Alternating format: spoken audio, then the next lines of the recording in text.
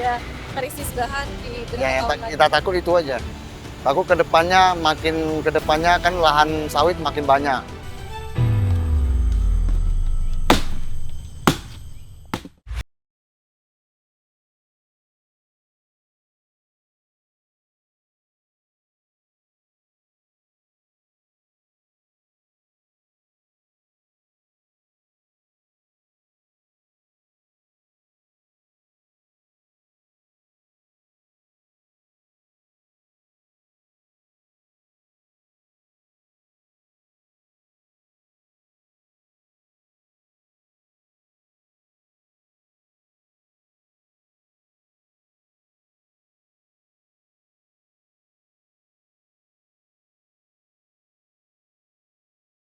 Biasanya yang ramai itu dari Bengkalis ke arah Sungai Pakni. Waktu tempuh perjalanan menuju Pulau Bengkalis relatif singkat, yaitu sekitar 1 jam tergantung kondisi cuaca dan arus laut. Jadwal kapal yang beroperasi hampir setiap jam memungkinkan masyarakat melakukan perjalanan pulang pergi dalam 1 hari. Dan inilah Pulau Bengkalis. Dengan total 51 desa dan luas daratan 900.000 km persegi lebih, Kabupaten Bengkalis terbagi menjadi 2 kecamatan, yakni Kecamatan Bengkalis dan Kecamatan Banten. Kelapa sawit dan karet memegang persentase lahan terbesar, sementara sagu menjadi komoditas strategis khusus untuk wilayah pesisir dan pulau-pulau. Luas tanaman sagu di Bengkalis mencapai sekitar 3.100 hektar lebih, dengan volume produksi pati berkisar di angka 3.200 ton. Kalau ini biasanya nebang paling banyak sampai berapa pohon, Pak? Ini batang sagu ini kita kalau sekarang ini pakai alat mesin dapatlah 10 batang satu hari. 10 batang. Satu batang tuh biasanya bisa jadi berapa tual? Tengoklah kalau tua 10 batang dah 50 tual. Dalam pengolahan sagu, tual adalah sebutan untuk potongan batang pohon yang telah dipotong-potong dengan ukuran tertentu untuk mempermudah proses transportasi dan pengolahan di kilang atau pabrik. Petani biasa menaksir harga pohon sagu berdasarkan berapa tual yang dihasilkan. Saksinya harganya berapa sih kalau satu kayak gini? Kalau nyampe dekat kilang sagu itu 56, sekarang nih 56.000. 50.000. Ya. Dengan rataan angka 40 sampai 60 ribu rupiah per tual, jumlah yang didapat oleh petani sagu memang terdengar fantastis. Tapi jumlah itu belum dikurangi ongkos pemotong kayu sebesar 8.000 per tual. Belum lagi angkutan langsir yang terkadang mencapai 25.000 rupiah per tual. Artinya, beban operasional mencapai setengah dari harga tual. Jadi ini butuh waktu berapa lama sampai bisa ditebang gitu? Kalau ya terawat nih mau 10 tahun. 10 tahun. Yang bagus. Ya, bagus. Kalau paling muda gitu boleh nebangnya? Boleh, tapi sagunya agak kurang. Iya, paling cepat gitu di berapa? Tahun berapa? 5 tahun, 6 tahun. 5 tahun. Tapi masih tual 6 lah, tual 5. Kalau yang nyampe 10 itu mau 10 tahun. Belum lagi resiko kebakaran yang menjadi momok nomor 1 petani. Ketika musim kemarau tiba, karakteristik lahan berubah menjadi wilayah rawan bencana yang dapat menghancurkan investasi belasan tahun dalam hitungan jam. 2024. Kalau yang waktu kebakaran itu 2000 berapa? 16 ya. 2016. Kata salah. 2 kali terbakar itu. Itu kebakar berapa hektar? Itu banyak, 1000 hektar. Punya warga semua. Warga orang kampung. Dalam kebakaran lahan gambut, api tidak hanya membakar pelepas sagu di atas tanah, tetapi merambat di bawah permukaan tanah gambut. Dalamnya bisa mencapai 1 sampai 4 meter. Api bisa terlihat mati di permukaan, namun sebenarnya masih membara di dalam tanah dan menjalar ke area lain. Kalau dia baru terbakar itu, sagunya masih bagus. Masih luar aja yang terbakar. Luar. Tapi cepat diolah ya. Diolahnya ditebang. Karena kandungan air dan pati di dalamnya sangat tinggi, 1 tual sagu basah beratnya mencapai 80 hingga 120 kg. Dengan bobot yang berat dan lahan yang becek, petani memilih menghanyutkan atau merakit tual seperti rakit untuk ditarik menuju ke kilang pengolahan. Kalau nggak pakai jalur, Itu berat nanti. berat. Ini biasanya dorong sampai berapa panjangnya, berapa meter, Pak? Ini mau 100 meter. Nah, Oh, panjang juga ya. panjang. Terus nanti pas di sungai, Oh, sampai di sungai dicampak di dalam sungai, nanti kita rakit pakai tali. oh terus ditarik. Baru ditarik.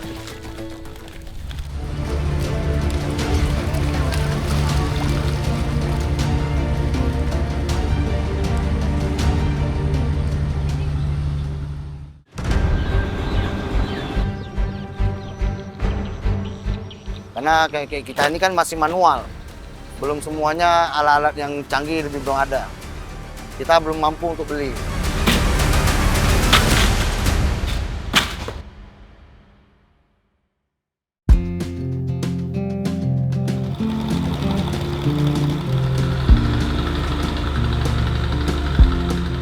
Di Pulau Bengkalis terdapat sejumlah kilang sagu aktif berskala kecil. Kami mendatangi salah satu kilang sagu terbesar di Desa Ketang Putih yang telah beroperasi lebih dari 40 tahun. Meskipun sudah berdiri puluhan tahun, proses pengolahan sagu di tempat ini masih menggunakan peralatan sederhana. Sebagian besar pekerjaannya masih mengandalkan tenaga manusia yang didominasi warga asli Pulau Bengkalis. Salah satunya Dewi yang bertugas mengeringkan sagu. Kalau kita paham tidak senang, tak siap. Apalagi sagu kayak gini. Kalau sagu dia basah ya nggak dapat sih. Kayak ini dia berair kan. Kalau ini kan nggak berair lagi. Ini masih membal kan? Oh iya. Mungkin benar. Nanti dalam 1 jam ini udah kering lah. Oh iya. Kayak Ini beda, kalau ini lebih beda nih kan? ya. Iya. Kering. Dengan rataan upah Rp85.000 per hari dan 12 jam bekerja, secara teori Dewi bisa mendapatkan Rp2 juta lebih setiap bulannya. Tetapi semua tergantung dari ketersediaan bahan baku yang masuk ke kilang sagu. Sebagai pekerja lepas, Dewi hanya bisa berharap agar kilang mampu terus memproduksi sagu. Dengan metode penjemuran tradisional, proses produksi seringkali harus tertunda karena faktor cuaca. Ini kalau lagi hujan gimana, Bu? hujan kadang kami pakai tutup pakai itu, kadang pakai lipat. Dalam industri sagu Bengkalis, perempuan menjadi garda terdepan dengan jumlah total pekerja mencapai 75%. Sayangnya, nilai upah yang dibayar masih terbilang rendah, jauh di bawah upah minimum Provinsi Riau. Di kilang sagu milik Aun ini setidaknya ada 16 karyawan yang menggantungkan hidupnya. Sebagai penerus usaha keluarga, Aun terus berupaya mempertahankan kilang sagu meski kini semakin berat. Bahan baku berkurang sampai pekerja yang semakin hari justru susah dicari. Tenaga kerja, Oh, tenaga kerja. karena sekarang banyak yang lari ke Malaysia jadi TKI. Oh, warga yang di sini kurang Iya, berarti. kurang. Selain itu, ketersediaan bahan baku dari Bengkalis juga mempengaruhi operasional Aun. Dirinya seringkali harus mengambil tual sagu dari Meranti yang tentunya memakan biaya lebih besar. Karena ini sagunya, lahan sagunya jauh dari laut. Jadi di saat panen tidak bisa dikeluarkan lewat laut, makanya diangkut pakai mobil. Pada bahan baku yang makin hari makin berkurang karena penggantian pada lahan sawit, Dulu di sini berarti sagu semua. sagu semua. Itu sejak kapan kok berubah ke sawit? Baru dalam jangka 6-7 tahun. Jika dibandingkan perluasan lahan sawit di kawasan Bengkalis memang sangat agresif. Data dari Kabupaten Bengkalis menunjukkan luas lahan sagu hanya 0,4% dari seluruh luas Bengkalis. Sementara sawit mencapai 35% dari keseluruhan lahan gambut atau 87 kali lipat lahan sagu. Tapi kalau beberapa tahun ke depan, kebayang nggak mungkin bakal ada krisis bahan di beberapa Ya, yang tahun lagi? kita takut itu aja. Takut makin ke depannya kan lahan sawit makin banyak. Masyarakat lebih butuh perputaran lebih cepat karena sawit dapat uangnya lebih cepat ketimbang sagu yang butuh uang, harus butuh panennya lebih lama. Selama bertahun-tahun menjalankan usaha kilang sagu, bantuan dari pemerintah yang pernah diterima hanya berupa mesin pengolahan ampas berbentuk mesin pres. Namun kini mesin tersebut sudah tidak digunakan lagi. Karena kayak kita ini kan masih manual. Belum semuanya alat-alat yang canggih lebih belum ada. Kita belum mampu untuk beli. Meski punya lahan gambut terluas kedua di Riau, mencapai 800.000 hektar lebih, Bengkalis memang seolah menjadi paradoks sagu. Selain minimnya lahan sagu, jumlah produksi sagu juga paling kecil dibanding wilayah lain. Ya pabrik sana lebih besar, produksinya lebih besar. Kalau kita satu hari bisa kelola batang sagu cuma 200 sampai 200 lebih tual. Kalau yang selat panjang bisa sampai 500-700 tual per hari. Sistem kalau di selat panjang yang udah canggih, dia tidak ada sistem pakai kapak kopek kulit gitu. Oh, kulitin nggak ada pakai lagi.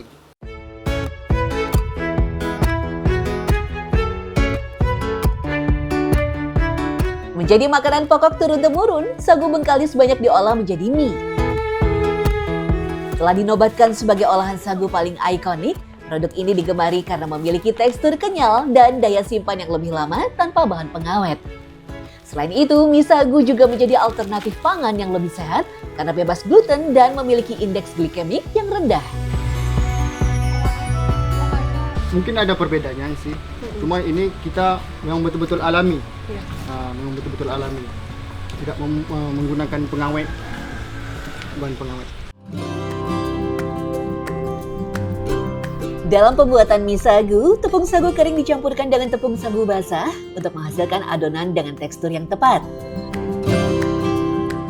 Di Bengkalis sendiri, produsen mie sagu kebanyakan didominasi oleh usaha rumahan. Pasar terbesar pun masih di wilayah lokal. Supian menyebut dirinya beruntung pernah menyetok beberapa pedagang di Malaysia. Meski akhirnya dia harus menerima nasib dan memusatkan perhatian di pasar lokal. Pernah nyoba kirim nggak Pak? Kan ini dekat sama Malaysia ya. Pernah coba ekspor gitu Pak? Pernah juga. Cuman agak lama sampainya kan barangnya kan. Berapa lama Pak nyampainya? Mungkin 2 minggu, 3 minggu. Oh iya, lama banget. Padahal nyebrang doang ya Pak? Iya. Terus akhirnya sejak itu nggak dilanjutin lagi? Enggak sih, fokus di Indonesia nih. Oh gitu. Meski Riau menjadi penghasil sagu nomor 1 bersama Papua Barat, Bengkalis memang harus menerima pengecualian. Total ekspor Riau ke luar negeri didominasi Kabupaten Meranti yang produksinya mencapai 293.000 ton. Sementara di Bengkalis tak ada satupun produsen sagu yang bisa mengekspor ke negara lain. Angka yang lebih mencengangkan adalah lahan di Meranti hanya 16 kali lebih besar bisa menghasilkan produksi 66 kali lebih besar. Supian menyebut meski bantuan pemerintah telah datang, dirinya masih punya harapan lebih agar sagu Bengkalis bisa bersaing. Ada juga sih mesin skala besar kan, untuk produksi yang lebih besar lah gitu kan. Ini kan kita menggunakan mesin yang kecil nih kan. Butuhnya kita mungkin mesin tuh, pada mesin yang skala lebih besar kan. Padahal selama 25 tahun menjalankan usaha mie sagu, Supian menyebut tepung sagu Bengkalis punya kualitas yang lebih baik. Kebanyakan di Meranti itu kan dia menggunakan air gambut kan. Nah itu air gambut itu mie jadi diri sendiri. Contohnya mie itu kalau hanya 1 bulan jadi nggak sampai 1 bulan dia udah udah tak bagus lagi dia. Lebih enak sagu di Bengkalis ini. Lebih enak. Cara pengayakannya lebih halus, lebih mudah.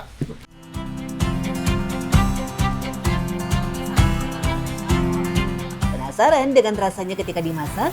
Kami mendatangi salah satu warung kopi untuk mencoba hidangan ini.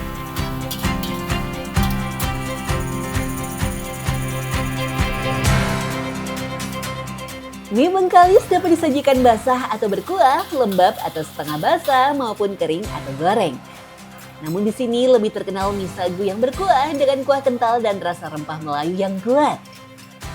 Nah, akhirnya mie pagi aku datang juga dan ini jadi salah satu kuliner terkenal lah kalau misalnya kita ke warung mie atau warkop itu pastinya jadi salah satu menu yang wajib ada. Gimana Mas Ega, enak nggak mie sagunya? Enak sih. Enak kan? Dia sajiannya kayak mie goreng biasa ya, ada topping ayam, telur. Tapi ini kayak mie goreng tapi lebih kenyang aja. Ya kayak kue tiaw gitu ya, tapi kayak gitu. bentuknya kayak mie. Karena lokasi Bengkalis berada di daerah pesisir Melayu, yaitu jalur perdagangan Selat Malaka, makanan di Bengkalis mendapatkan pengaruh dari budaya Melayu dan Tionghoa. Pengaruh ini menghasilkan makanan khas seperti mie rebus Bengkalis, mie sagu, mie lembab, lece, dan mie seafood pesisir. Sebuah fakta yang menyedihkan memang. Di tengah luasnya lahan gambut yang tersedia, sagu seolah menjadi pilihan profesi kedua masyarakat Bengkalis. Padahal potensi itu nyata. Sagu bahkan menjadi makanan pokok etnis Melayu sejak 400 tahun silam. Berbeda dengan sawit yang bahkan baru masuk di Bengkalis akhir tahun 2000. Faktanya, meski sagu didukung peraturan presiden sebagai bahan pangan lokal, tidak ada perda yang secara spesifik mengatur perlindungan lahan sagu. Iya, kita kan juga menyampaikan juga dalam alih fungsi lahan. Kita juga nggak sarankan harus alih fungsikan menjadi lahan sawit. Ada juga beberapa lahan yang memang sudah menjadi kebun kelapa, kemudian kebun karet, kebun sagu. Nah, kalau mereka masih tetap mempertahankannya, ya silakan. Tapi juga kalau mereka mau merubahnya, kita juga udah ada perdanya tersendiri, karena mereka kan punya lahannya milik sendiri gitu, bukan milik pemerintah. Cuman kita pernah sarankan, kita kasih edukasi kepada masyarakat bahwasannya pengalihan fungsi terhadap lahan ini tidak semuanya cocok di daerah pulau. Meski saat ini pemerintah telah mengeluarkan aplikasi dini untuk mendeteksi titik api, penanganan kebakaran lebih pada reaksi dibanding pencegahan yang nyata. Terus juga mengedukasi masyarakat bahwasanya untuk membuka lahan tidak perlu harus membakar gitu. Kemudian juga kita mengaktifkan juga masyarakat yang peduli api yang memang siap siaga untuk memberikan laporan ketika ada kebakaran di sana. Jadi antisipasi, apalagi ini nanti mau masuk 2 bulan ini ya kemarau panjang. Nah, kita El Nino, dia juga pembuatan kanal-kanal sehingga mungkin kalau memang terjadi kebakaran untuk sumber airnya mudah didapat.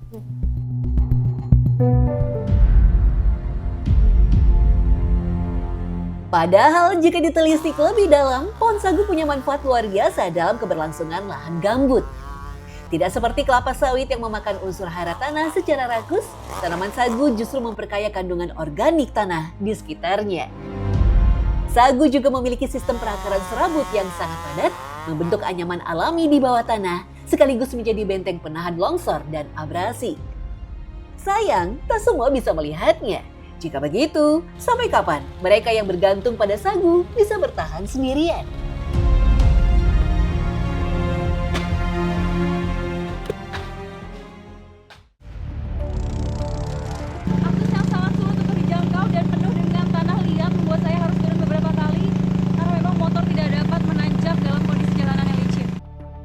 Karena memang akses yang sulit, warga di sini yang bergotong royong pun cukup kelelahan.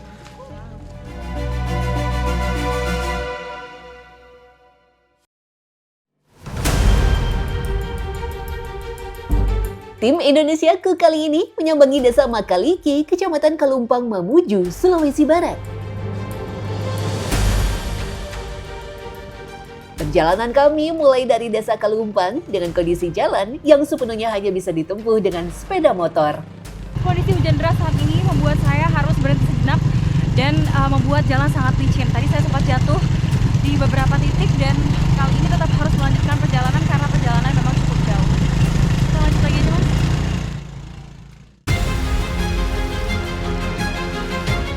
Berada di kawasan perbukitan Tanete Kaluku dengan ketinggian 800 meter di atas laut, perjalanan menuju Makaliki memang tak bisa dibilang mudah. Dominan dengan jalur tanah, kondisi jalanan bisa menjadi sangat licin terutama ketika musim penghujan. Padahal jalan inilah yang menjadi akses utama keluar masuk warga desa Makaliki. Akses yang sangat sulit untuk dijangkau dan penuh dengan tanah liat membuat saya harus turun beberapa kali karena memang motor tidak dapat menanjak dalam kondisi jalanan yang licin. Seringkali penumpang harus turun dari boncengan agar motor masih bisa berjalan. Ban selip menjadi menu wajib para pengendara ketika melintasi jalan ini. Baru kurang lebih 1 kilometer perjalanan, kami sudah menemukan jembatan yang hanya beralaskan batang pohon yang kalau digunakan oleh kendaraan bermotor sangat berbahaya. Silakan Pak.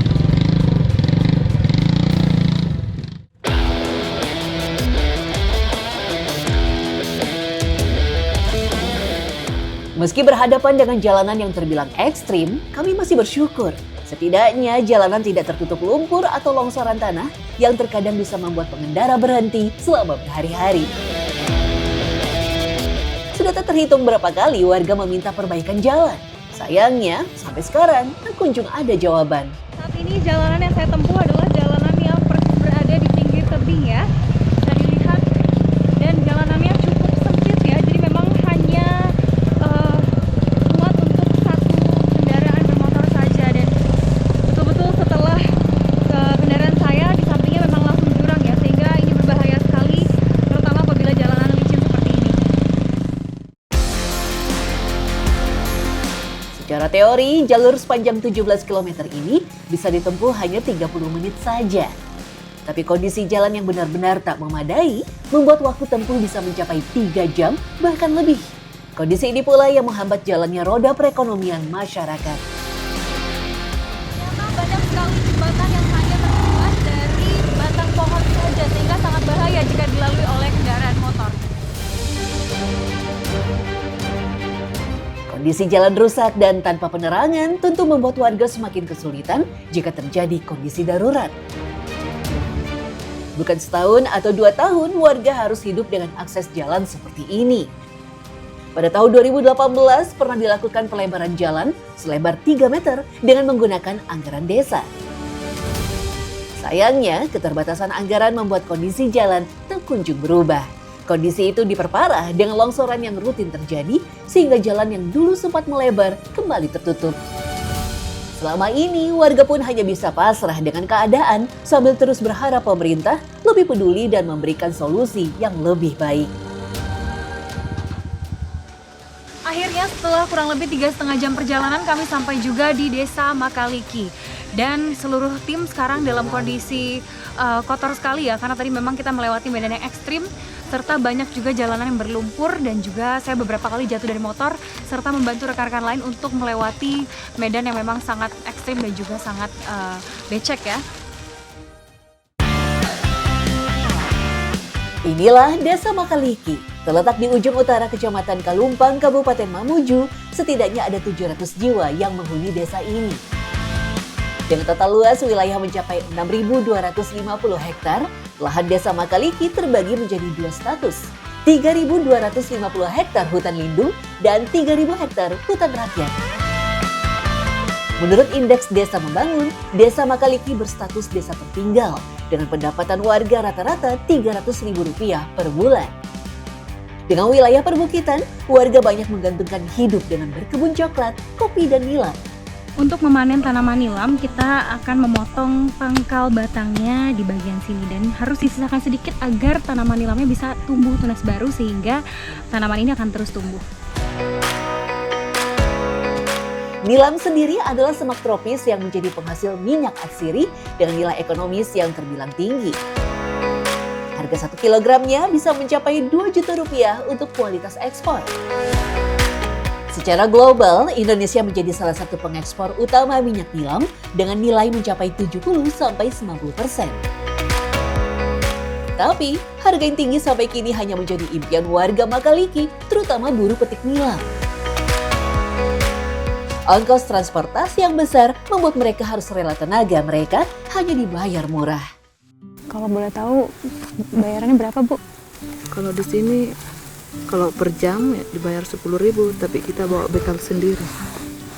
Kalau hitung hari 35. Dari jam berapa ke jam berapa, Bu? Dari jam 9 sampai jam 3 sore.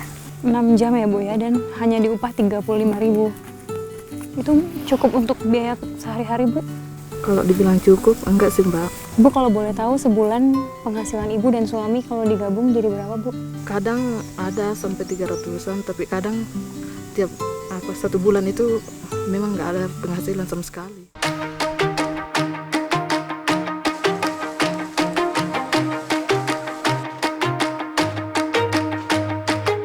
Setelah dipanen, warga akan mencacah tanaman nilam dengan menggunakan alat pencacah yang biasa disebut sebagai petatah. Rata-rata nilam akan dicacah dengan ukuran kurang lebih 5 cm untuk mempermudah proses penjemuran. Proses penjemuran biasanya memakan waktu 2-3 minggu tergantung dari cuaca.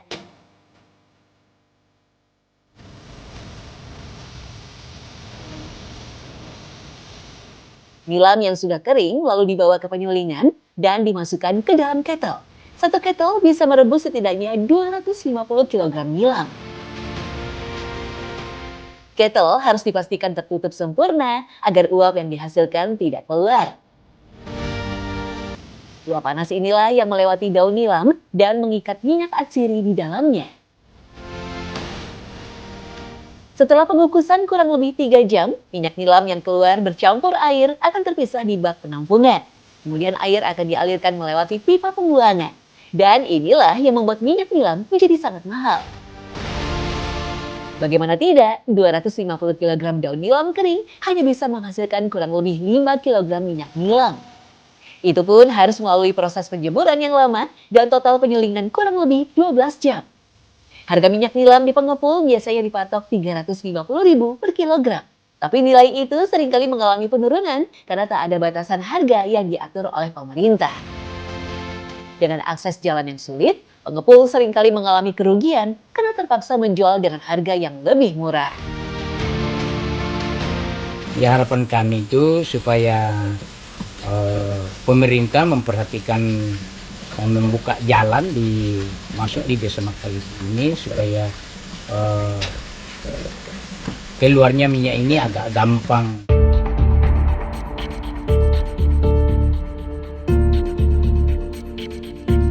Berstatus desa tertinggal, warga Desa Makaliki berharap memperoleh hak yang sama. Apalagi selama ini mereka hidup serba terbatas, termasuk dalam fasilitas kesehatan.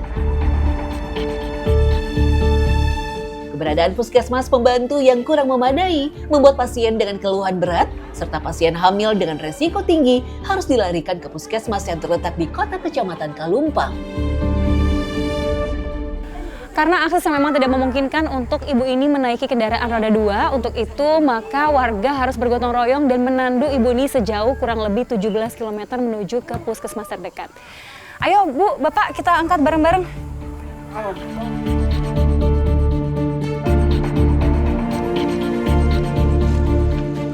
Terletak jauh dari jalan utama, pasien terpaksa harus ditandu dengan melewati jalan yang sempit dan terjal.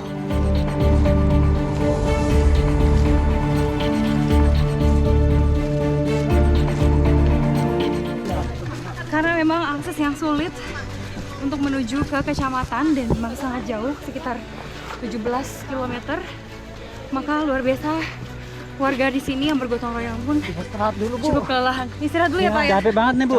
Capek nih. Mungkin gantian kali. Istirahat aja kalau bisa ya. Ya boleh. Kalau ada Gantian, yang bisa Pak. gantiin. Perempuan. Saya gantiin.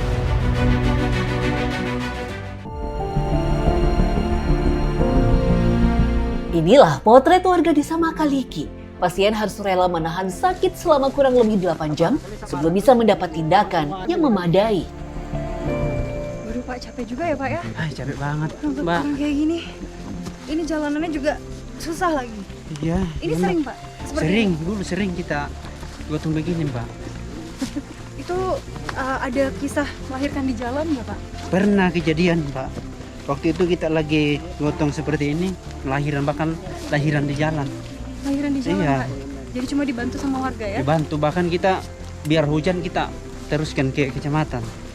Kalau hujan kan jalanan licin banget licin. ya Pak ya? Nggak bisa pakai motor, apalagi kalau orang hamil nggak bisa pakai motor, Mbak. Warga hanya bisa berharap mendapatkan hak dan perlakuan yang sama dari pemerintah agar mereka mendapatkan akses jalan yang baik dan fasilitas kesehatan yang memadai. Entah sampai kapan kehidupan warga Makaliki akan membaik.